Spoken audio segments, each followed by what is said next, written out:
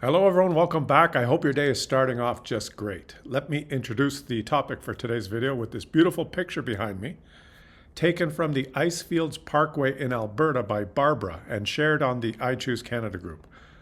Winter's here and we have some just amazing views across our country. I like to start my videos by sharing the amazing pics that you've all taken of our beautiful country and try and present a positive message and try and promote patriotism and pride in our country, and usually talk about facts and share data with you and show charts and graphs and talk about issues without inflammatory rhetoric or not just simply by repeating slogans. In this video, I'm going to talk a little bit about how the whole thing is getting out of hand in politics around the world, and it seems that politicians have figured out just an easy recipe to become successful, namely to just say things that are not factual, to just say things over and over again, and understand that by doing that, a lot of people will start repeating those things. In fact, the media will amplify the things if the person saying them is popular or has a big audience. And eventually people just start believing what's being said, regardless of data or information. I spend a lot of time doing research for the videos that I do, and I like to discuss issues using facts. That's what I try and share on this channel. And I'm hoping that this can reach a bigger and bigger audience to try and raise awareness or just instigate some discussion about certain topics that are important to us. And I have to thank all of you who have participated in the comment section. We have such an amazing comment section. Some of the views and opinions and points of view that you share in the comment section are really eye-opening, and we have some amazing discussions there. But it's a difficult thing to do. And for every 10 people that I reach, I fear there's millions of people that are reached by the clickbait social media amplifier that amplifies what I call the sea of BS that we all swim in. So I'm going to share some examples of this with you. And before I do that, I just want to point out that the only way that we can try and increase the scope of the message, the way you can help me, the easiest way, is simply by subscribing to the channel. It's free and it helps increase the channel numbers, trying to make the channel more relevant. A larger channel will have an easier time penetrating the algorithms of YouTube and social media, and maybe we can increase our community. But let me talk about this issue. And of course, we all know that the poster child for just misinformation and lying and winning is in the United States, Donald Trump and the Republican Party. I'm going to talk a little bit about their strategy and point out how in a similar way this is being attempted in Canada, across the world really, but I'm going to stick to the United States and Canada. One of the main issues that helped Donald Trump win the last election, and is the main issue that helps Republicans win almost all the elections that they win, is violence and crime in the United States. And these graphs show some factual information. And the source of this information is the Federal Bureau of Investigations, the FBI, the US FBI, and the US Bureau of Justice Statistics. So it's the US's own data. Over that period of time, the US had Republican and Democrat presidents. In these categories, crime rates have decreased substantially from the 1990s, when crime rates were at a historic high in the United States. But this graph here shows what public opinion was over those years. This graph represents the share of Americans who believe there is either more crime than there was a year ago or less crime than there was a year ago. So if you look at this graph in the 1990s here, more people believed that there was more crime in the year that the survey was taken than the previous year. And that makes sense. And this public opinion started decreasing year over year until 2001. Only 41% of people thought there was more crime in the current year than the previous year. And that matches the real statistics. But something changed after 2001. And from 2001, peaking here in 2022, 2023, 77% of Americans believed in 2023 that there was more crime in the year the survey was taken than in the previous year. In fact, over the past 20 years, Americans consistently believed that there's more crime in the year that the survey's been taken than in the previous year. Most Americans believe that crime was increasing over this 20 years, where the data shows the opposite. Now, why is that the case? Is the data wrong? Is everyone correct? Or do people feel a certain way despite what the data says? And that's the key thing. Even though the majority of the people that participated in these surveys did not experience crime themselves, their feeling was that crime is increasing. And their feelings are shaped from the information that they receive, the information that they absorb. More and more over the years in the United States from privately owned, politically affiliated media stations and social media. You'll notice, and I guarantee it'll happen again in 2028 or during any election cycle in the United States, for the 6 months before any election, you will, if you watch Fox News, you will see on repeat videos of crimes, 24 hours a day on TV. For 6 months before every single election. And you'll have the biggest voice of the Republican Party, the genius who has learned how to use social media and public opinion better than anyone, amplifying this message. This is one of Donald Trump's most recent posts on social media that he made just recently during Thanksgiving. A very happy Thanksgiving salutation to all our great American citizens and patriots who have been so nice, and that's where the niceties stop, in allowing our country to be divided, disrupted, carved up, murdered, beaten, mugged, and laughed at. Let me jump ahead. I'm not going to read this whole thing, but I'll give you the gist of it here. Further down, the official United States foreign population stands at 53 million people. He has a new buzzword now, foreign population. I guess there's 53 million foreign population in the United States, which he claims, if I read on here, most of which are on welfare from failed nations or from prisons, mental institutions, gangs, or drug cartels. Most of those 53 million foreign population in the United States. Let me scroll down here because I don't want to read the whole thing.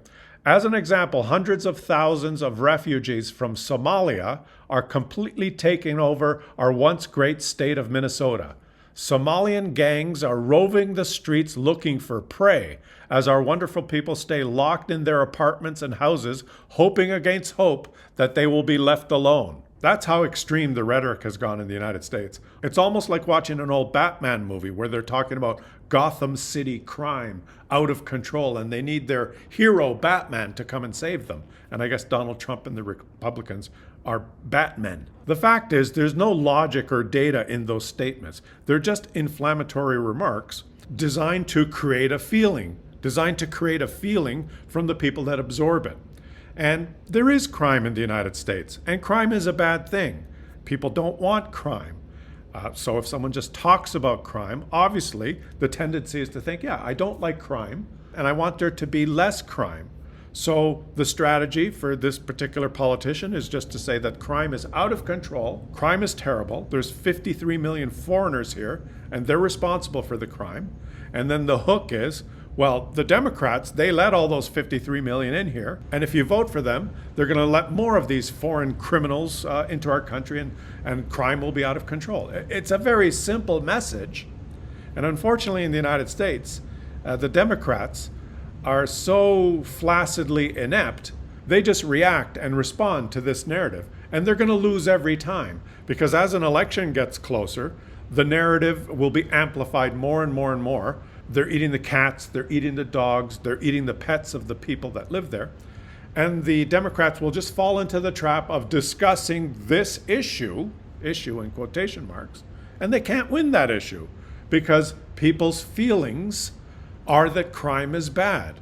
And people's feelings will be that the Democrats are on the side of violence. Why can't they be tough on crime like Trump is? So it has nothing to do with facts and numbers and statistics and policies to try and decrease crime. It just has to do with feelings. The Democrats don't know how to counter this, and they're going to lose again in 2028 if they don't come up with their own vision. If they simply allow Donald Trump to set the agenda, if they let him amplify what he wants to amplify and they react to that, they're going to lose again. Even though right now Donald Trump's approval numbers are down and the Democrats did pretty good in some special elections, they're going to feel pretty good about themselves. But really, when a national campaign starts, all bets are off, because the only position Democrats have is, well, Donald Trump is bad, the Republicans are bad, and we're better. That's their position. But that's not going to be what the election campaign is going to be about. The election campaign is going to be about whatever narrative is amplified through the media by the king of amplifying, and that's Donald Trump. He'll just say whatever he wants, and that will be what the debate will be during an election. And he's going to win again if the Democrats fall into that trap of discussing what he wants to discuss rather than presenting their own agenda. And that's why just spewing rhetoric, even though it's not really based on reality, is so effective. Because if you just repeat it over and over, people start to believe it. Pierre Poilievre's post here is a perfect example. He wrote, "The Prime Minister said everything would get better, but after 6 months, everything is worse. Crime, tariffs, inflation, deficits, immigration, housing, all spiraling out of control. Mark Carney prances around abroad while Canadians pay the price at home." And that's really easy to do. Just list all the issues that Canadians are legitimately concerned about and just say they're all spiraling out of control and it's all Mark Carney's fault now. I could show you data here that contradicts that. The Canadian inflation rate is not spiraling out of control. It was unacceptably high after the pandemic in 2022, close to 7%, but it has steadily declined. And since Mark Carney has taken office, has been hovering below or close to the 2% target level that most central banks in the world say is an acceptable level of inflation.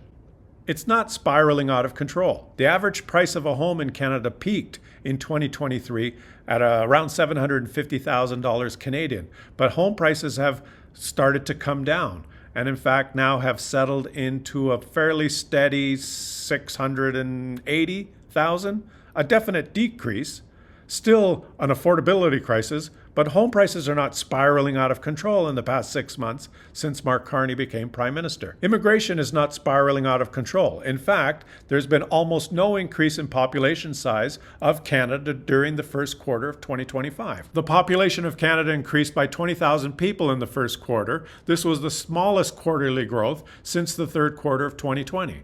So immigration is not spiraling out of control. The Canadian government budget as a percentage of GDP, which was out of control in 2020 at 14.8% of GDP, is not spiraling out of control now. It's hovering just a little over 1% of GDP and forecasted to be still under 3% of GDP. That's not spiraling out of control. If you want an example of spiraling out of control, you just have to look at the United States debt as a percentage of their GDP, which also was around 14% in 2020.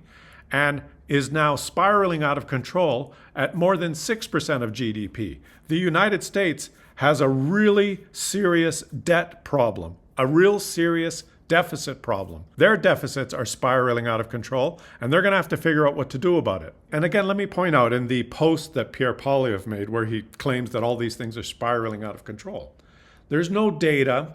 There's no statistics that he used. He doesn't outline any kind of a plan to improve any of those issues. He just mentions them in a negative way because he knows that despite what the numbers show, despite all the charts and statistics that I just showed you, it doesn't change the feeling. When a person goes to the grocery store and things cost more than they did 5 years ago, you don't have a good feeling. It is true that things cost more. Despite inflation only being around 2% now, things cost more than they used to. It's a legitimate concern, and I would expect our elected officials to work on this problem, to come up with some policies, some solutions to try and increase affordability, to try and get grocery prices down. Up till now, I haven't heard any type of a plan from either party, the Liberals or the Conservatives. But there's a big difference between trying to solve and work on a crisis or use a crisis. And that post that Pierre Poilievre made, and all the posts that Trump makes, are not designed to try and solve or work on a problem. They're designed to use that issue to sway public opinion, to prey on people's feelings about the issue, to just paint it, well, it's bad, it's terrible, and the only reason it's terrible is because of that guy. so you should vote for me. And unfortunately, that works, and some politicians become successful using that. It's good for them to do that, to lie and just spout nonsense. That works for them. But you know who it doesn't work for? It doesn't work for us, the citizens of the country. Because while politicians just spew nonsense, nothing gets accomplished. We don't have a good basis of trying to make a decision, of trying to compare, well, this policy versus that policy. Let me try and make an informed decision. And that's what I try and do on this channel by presenting you with data. But even in the face of data, we as Canadians should demand to know, well, what's the plan going forward? How can we make these things work on these issues so it gets better? I don't want to hear just that everything's terrible. I want to hear about how can we make it better? But that's a hard thing to do. It's a losing strategy for many politicians. So they win by lying. We lose by listening to their lies. Politicians find themselves successful using this strategy, and it starts to get ridiculous. It starts to get so obscenely ridiculous that I call it we're swimming in a sea of BS. Just get a load of these latest posts. The buzzword and the issue that people are talking about now is affordability. So Donald Trump is in power, so he has to defend his record on affordability. Pierre Poilievre is in opposition, so he has to attack the government on their policies for affordability. Get a load of these two takes. Donald Trump defends his record on affordability by saying, because I have invoked favored nation status for the United States of America, drug prices are falling at levels never seen before. 500, 600, 700% and more. No president has been able to do this, but I have. He has crossed the line now into the bizarro world of unreality. Because if you understand math, you can't lower the price of anything 500%. The maximum you can lower the price of something is 100%. Because if you lower the price of something 100%, the price will be zero. It doesn't make any mathematical sense to say the price of something has decreased 700%. But that doesn't matter to Donald Trump because it's not about the truth or statistics or reality. It's about the feeling. And he'll just put that out there, and he knows that the IQ of his audience, the level is fairly low, and they will absorb that. They'll say, well, that's great. He's lowered drug prices 500%. Wow. Maybe he can lower them like 800 or 900% next year. It's uninformed people that just have a feeling, and I guess the feeling is, yeah, we're lowering prices. That's what he's trying to do. He's lowering price. I agree with that. It's a bizarro world that they live in there, where they've gotten to this extreme, nonsensical, parallel universe that people live in down there, that they absorb. This works. I just read this to you, and most of you that are watching will laugh and just say how stupid that was, but this works. He's targeting his audience, the people that will vote for him, the tens of millions of Americans that will absorb this, and this will be amplified in the media, and it'll probably be presented on Fox News as facts or spun in a way that makes it seem like a fact, and they'll run with it. Pierre Poilievre also knows that affordability is an important issue for Canadians, and people have strong feelings about it, and that's why he wrote this post.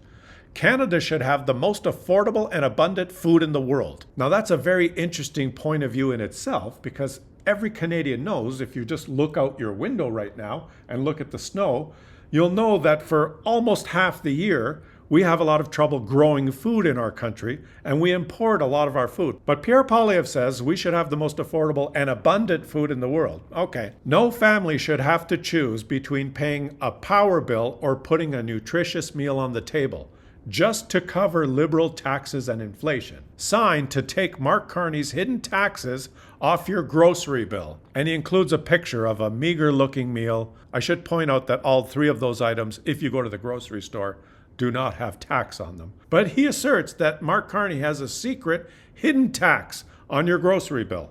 So once again, not a plan or a solution, just playing on the feelings around an important issue. The affordability issue, the price of groceries. That is a legitimate issue that's of concern to most Canadians. But why not just put a post out there, not to help try and solve the issue, but to use the issue to your advantage by just accusing your opponent of being responsible for everything that's wrong. And I'm Batman, and I will fix Gotham City if you elect me. So I hope we don't continue on this path and end up with out of control rhetoric like they do in the United States. We're heading in that direction slowly. And as long as it keeps working, politicians will keep using this strategy. And the only way to combat that is to try and spread information and to try and share actual factual discussions with people, with what I'm trying to do on my channel. But that's much harder to do. How much time have we spent on this video now? Is this video about 15 minutes long? Most people have a 6.5 second attention span. It's much easier to put a post out on X with a picture of an asparagus and a potato and a little bit of meat there and say that let's remove Mark Carney's secret tax on food. That's easier. That'll reach more people, and that will play into their feeling, because everyone that goes to the grocery store knows that prices are high, and we wish that prices were lower. Everyone agrees with that. But that's not a plan of how to fix it. That's using the issue to your advantage. So like I said, the best way to counter that is to use education and talk about the real issues like I do in this channel. And the best way you can support me and help me is just simply by subscribing to try and increase the channel numbers and try and share the videos to get them out to more people. And I'll keep making these type of videos on specific issues that are important for Canadians and try and seek out and research the facts that I can share with you. There will always be issues. There will always be things that we wish were better. And we should expect from our elected officials to work on those issues and to present plans to us of how they would fix them, what their vision is for our country. And we have to try and reject people that just use negativity, that don't really have a solution, but just constantly rely on doom and gloom. Or we're going to end up like the United States. The United States has bought into that. I fear that they are trapped in that cycle. And like I mentioned earlier, I don't believe the Democrats have any idea of how to counter it. They just play right into it. Let Donald Trump set the agenda through his posts. The media amplifies those posts. And then the Democrats, like idiots, try and discuss it with them. And they try and take the opposing side. If the next election that they have is a battle between one side that wants to get rid of the murderers and rapists and all those brown people that are taking our jobs and destroying our country, and the Democrats take the other side, they're going to lose because people are stupid. That's basically it. I'm sorry, that's the only way I can figure out how to describe it.